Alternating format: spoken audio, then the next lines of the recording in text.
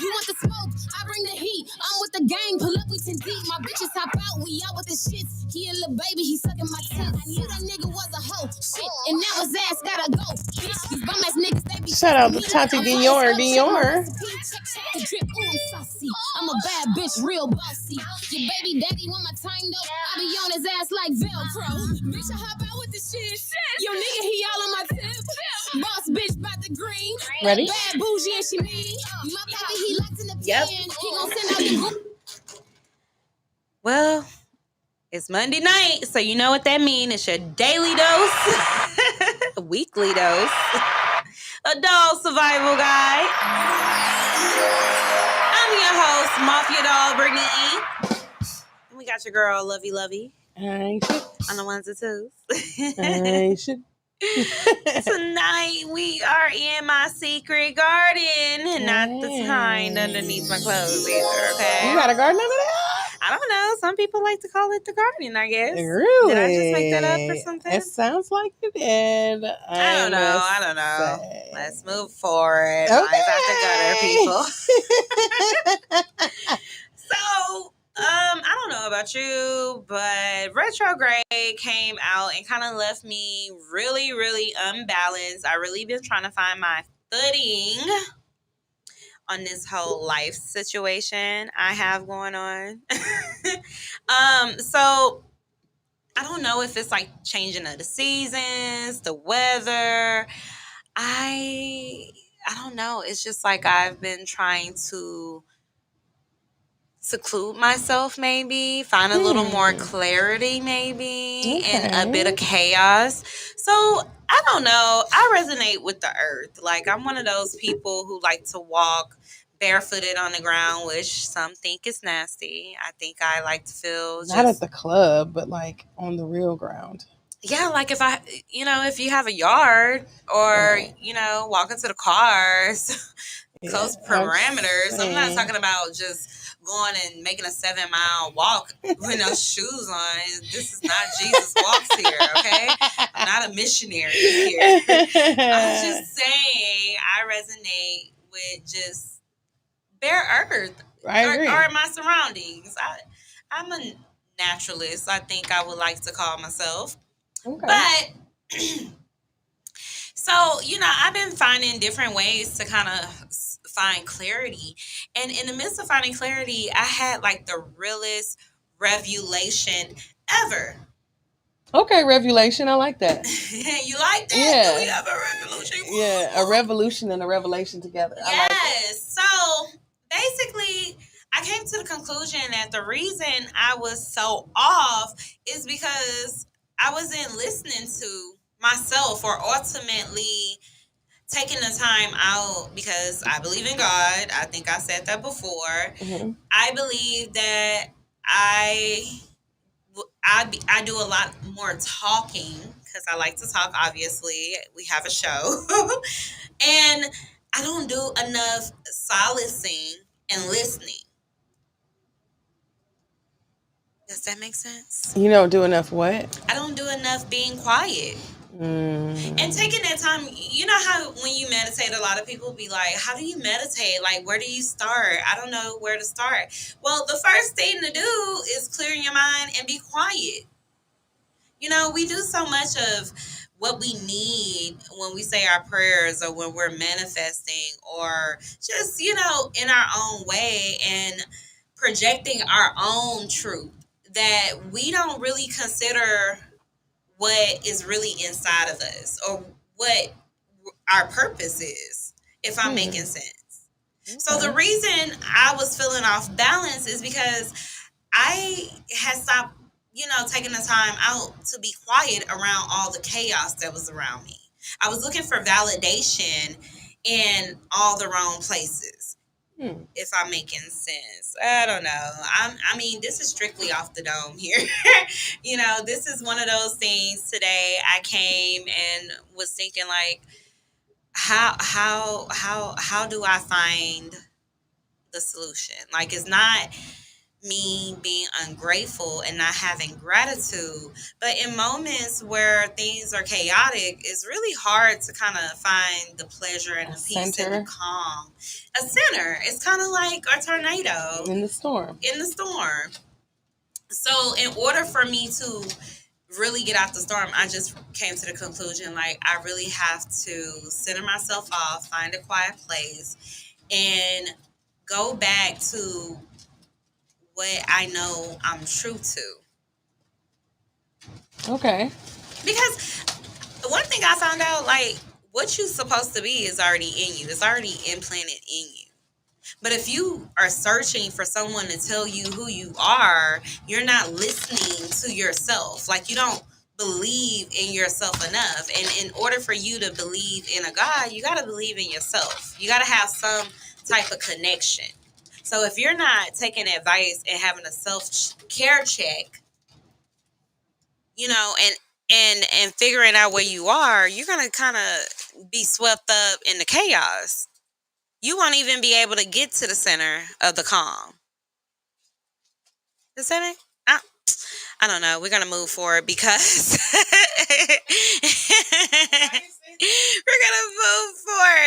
self-care for me is a big part of what I'm saying in the Secret Garden. When I think of the Secret Garden, it reminds me of having like a hidden place. I don't know. It was a book I used to read a long time ago, a kid's book. And I think it was called My Secret Garden, right? Or In the Secret Garden. They had The Secret Garden, yes. And it was like a little series, and the girls would kind of meet up in this garden and have secret meetings about friendships and things they're going through in life and where that's they are. That's a different one. What? The Secret Garden I was talking about, it's this girl, and she goes to stay with her cousin, and her cousin was in refresh me. Cousin was like sickly, and he was bedridden, and they were keeping him in the bed, but really he just needed to get out. So the cousin comes there and they meet, and at first he's in this wheelchair, but by the end of the movie he's walking on his own and all this other shit. Oh, this is a movie too. Yeah, this is a movie. The drip is real. I got that drip. So okay, so what was the whole... Okay, so the mom had died, and like when she was young, the girl was at the house where her mom grew up. So she goes to this garden, finds this key, you know, and it's a secret garden in there, and it's just all beautiful. And yeah, so that's the secret garden that I'm aware of. Okay, so was this secret garden magical? No, not really. Not really. Not like in the sense of was that. It her escape? It was their escape.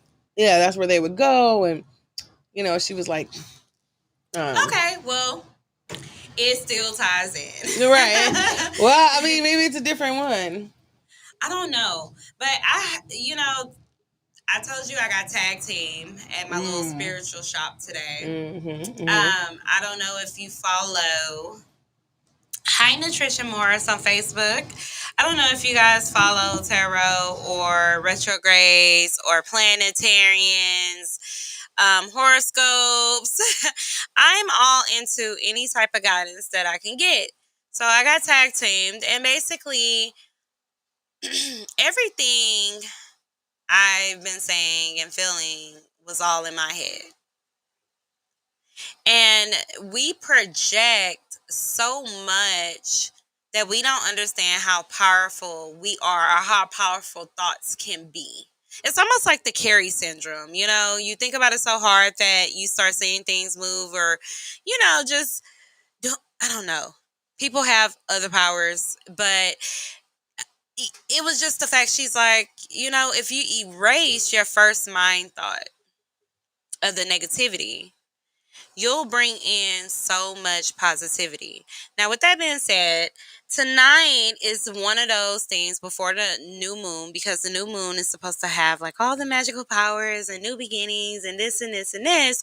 Well, this is one of the times where if you meditate, if you're looking for clarity, you're looking for any type of guidance, it's the night that you should really light your candles, say a prayer, do a petition, and wait for the veil to go down and get some spiritual clarity about where you are. Now, I'm not saying go get blasted and get high out your brain and try to have a, what is it? Acid moment. Do not have a shroom moment, okay? Have you ever heard people who say they taking shroom? They're like, oh my God, I had a real revelation about life. Like I see my whole life flash before me. Like a lot of people do it, for psychotherapy. They did it a lot in the 70s. It helps a little bit, people. Okay. I can't tell you what is going to come with it, though. The safest thing I can tell you is prayer, meditation, a nice calming lavender tea, some chamomile, take a nice bath, warm bath, say your prayers. I don't know who you're praying to, but thank the universe, be grateful, and get some clarity tonight because it will help. Now, you don't know where to start? Just be quiet. Just be quiet. If you fall asleep, try to remember what you dreamed of. A lot of people get messages through dreams, no matter how crazy they are. But if you are a lucid dreamer, then I think you need to kind of figure out that gift, okay? Now, while we are talking about self-care, I think um, once a week, you should take a day out and really cater to yourself. I mean, I'm not saying drop off the face of the earth, but at the same token, you should take one day, a couple of hours, 8 hours, maybe a whole shift, like you would do at work, because you give other people your time. You should give yourself that same time. Love on yourself. Take a nice cleansing bath. I don't know, massage yourself. Go get a massage. Go get a facial. Have a drink. Get your nails done. And really detach yourself and desocialize from people and find some clarity for the week within yourself, because I think we be doing so much. I do so much. And if you have goals, you're acquiring and doing a lot. So in order for you to have a self check, you gotta kind of have a date with yourself. It's important. We always be screaming like, oh, we're in a relationship, so we should still date and we're getting so comfortable, but we don't get we get comfortable with ourselves. And I think when we get comfortable with ourselves, we be looking for a void to fill or a validation, and it just don't sit right because we're unhappy. And I think a lot of times we're unhappy because we're not putting ourselves first. So if you set a day aside for yourself, you wouldn't get mad when your schedule builds up, or you wouldn't feel the pressure of the hangman syndrome. Nutrition Morris says, yes, some dreams are true to your knowledge. That's true. Some people have premonitions, and some people, what is it? Foresighting. So it's just really, what you do with it and how you interpret it. Some people are not great interpreters. Sometimes you have to go and seek those who have the gift of interpretation to kind of figure those things out. But then that comes with doing self work. So if you have that time out and you're dating yourself and you're doing those weekly check-ins on your mental, where you are physically, even if it's changing your diet, I think we should at least put ourselves first, especially mentally. I don't know about anyone else, but when I'm mentally tired, I'm physically tired.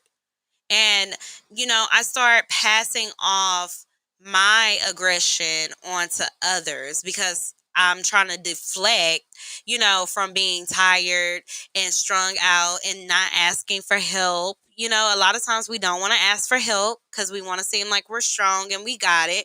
Rashad the realist say, hey, y'all. Hey, Rashad. What's going on? And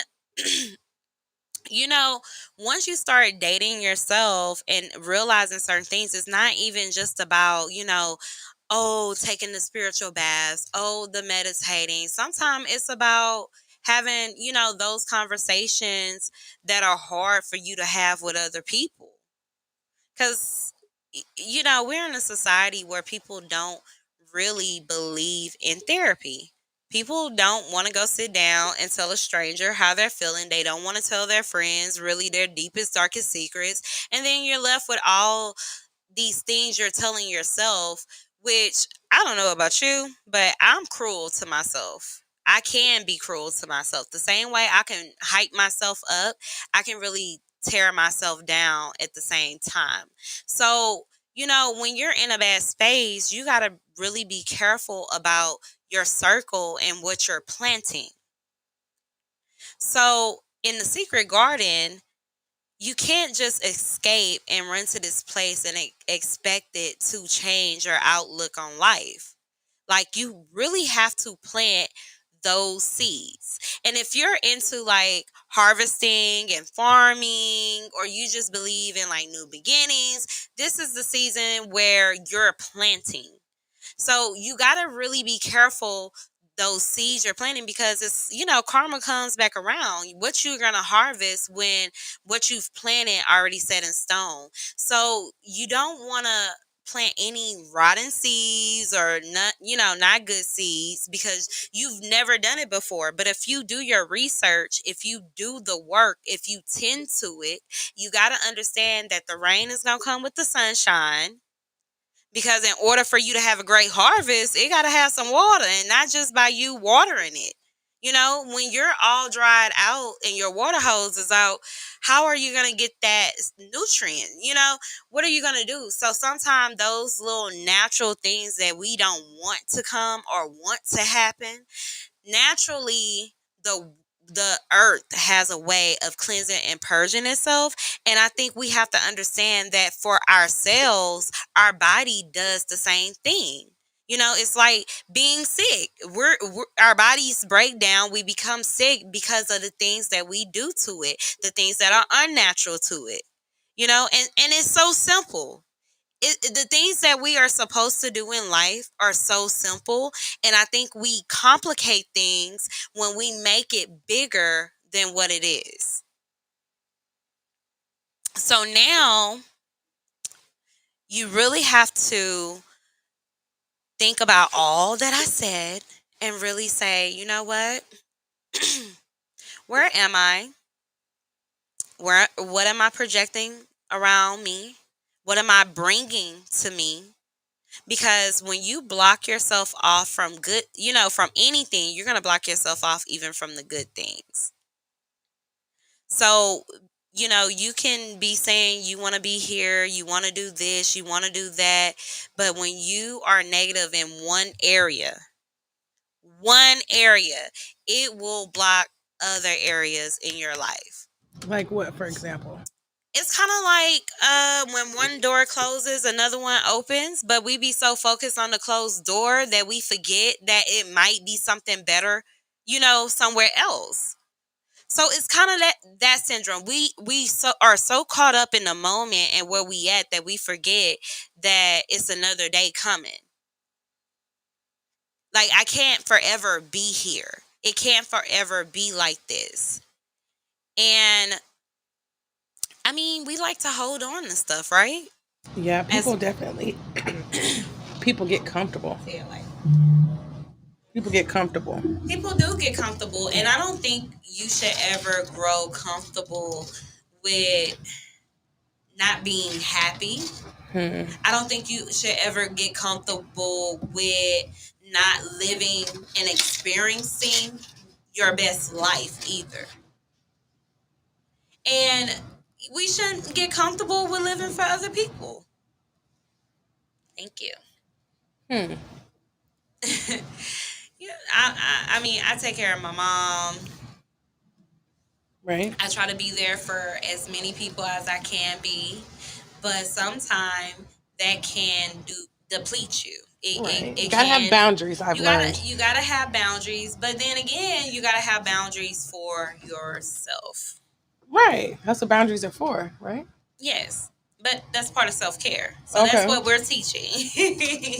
Okay, self-care. Self-care. Having boundaries is a part of self-care. What else would we say is a part of self-care? Boundaries, expectations of the people around you. holding them accountable, holding yourself accountable. I guess that's a reality check. Mm-hmm. You got to look the man in the mirror first to get clarity, I guess, about the things around you too. And that all goes back to having those hard conversations with yourself and spending time with yourself. I agree. I think a lot of people comfortable being distracted so they don't have to do the work and deal with themselves. But It's if easier to deal with other people and their shit and deal hide with your behind own there. shit, right? Mm-hmm.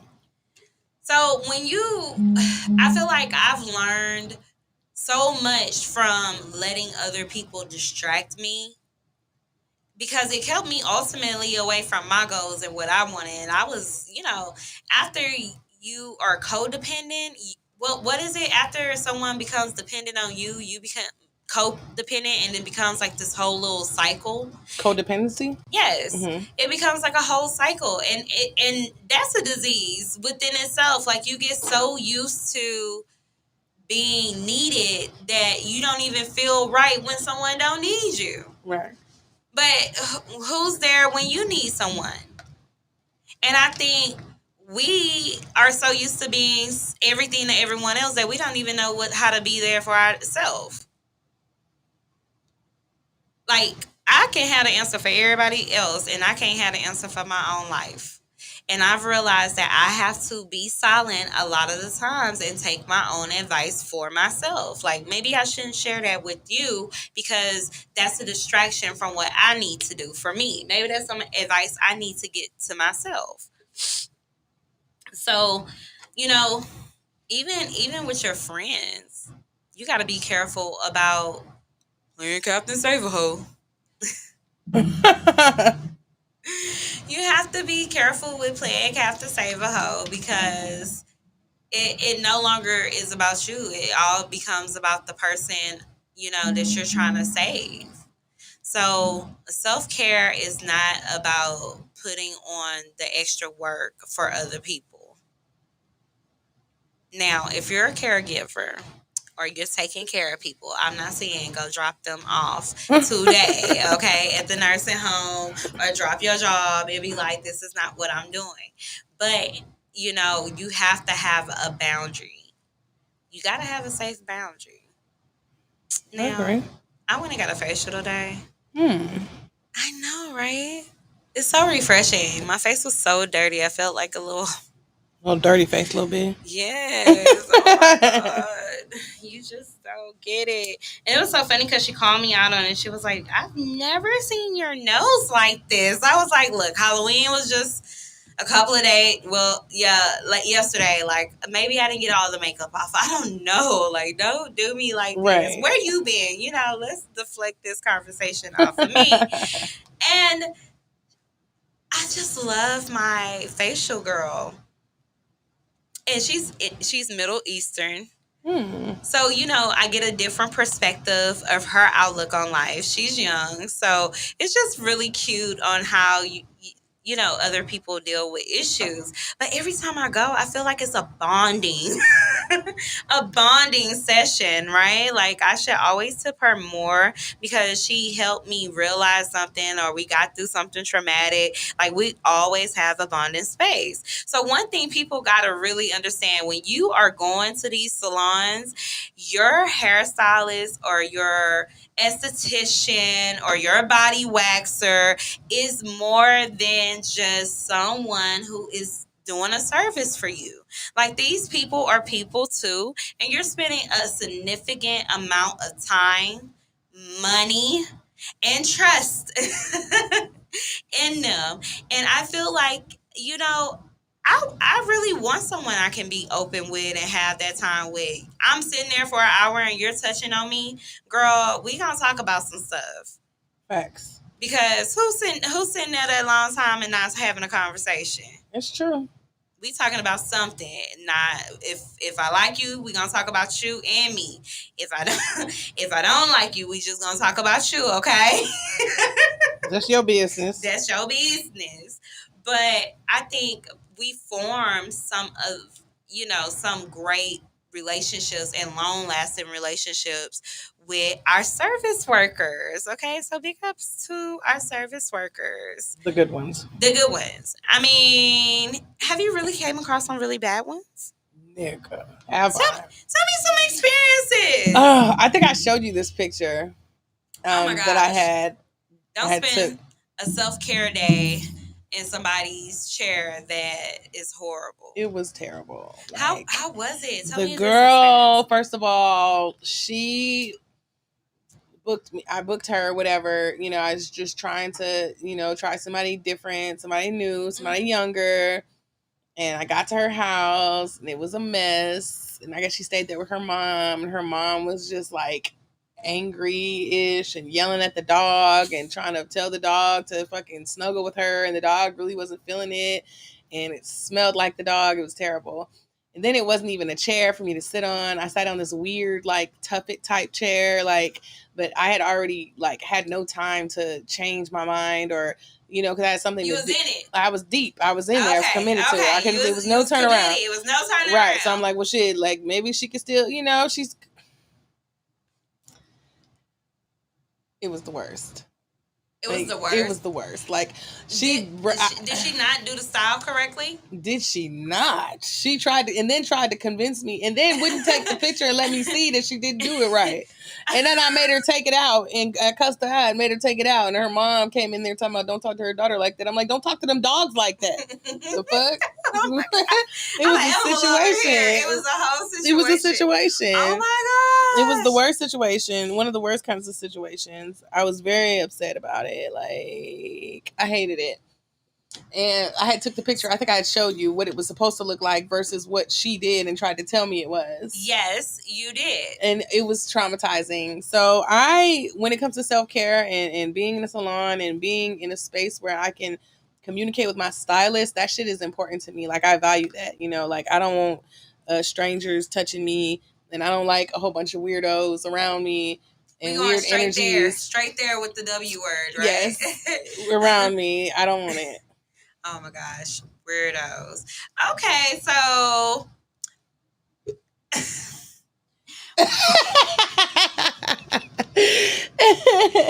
I can't say anything because I've run across some weird ass beauticians, okay? Especially before I got my license myself or was a part of the Kitchen Stitching crew, okay? Because we all started off somewhere. So, we're not talking about the ones who keep it professional in their home, okay?